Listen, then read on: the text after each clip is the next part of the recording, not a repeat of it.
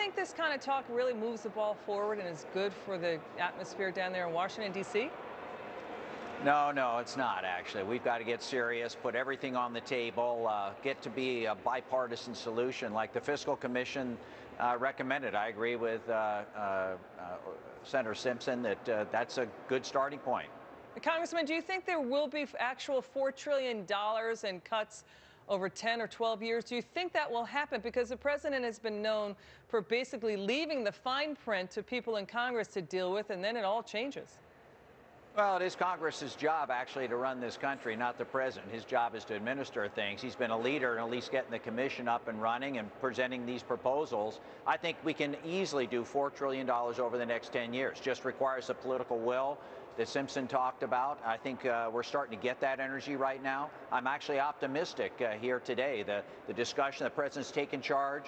We're not doing some sort of $2 trillion gimmicky fix to get us through the next election or a couple months.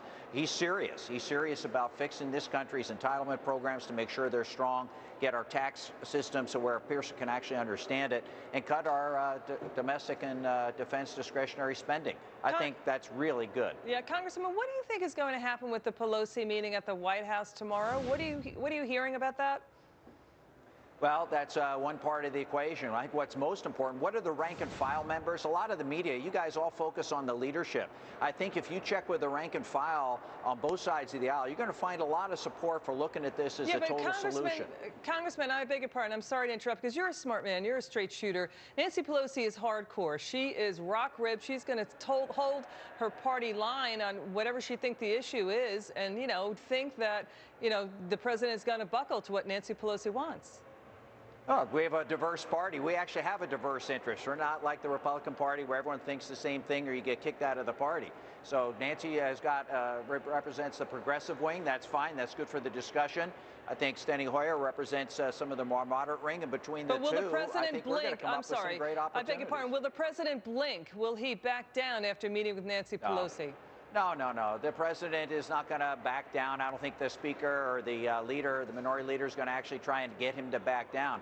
The president's going to do what he thinks is right and try and bring the two sides together. It's going to require bipartisanship. America is crying out for a bipartisan solution and looking to us in Congress for leadership. All right, Congressman Schrader, so good to be with you tonight, sir. Thank you for your time.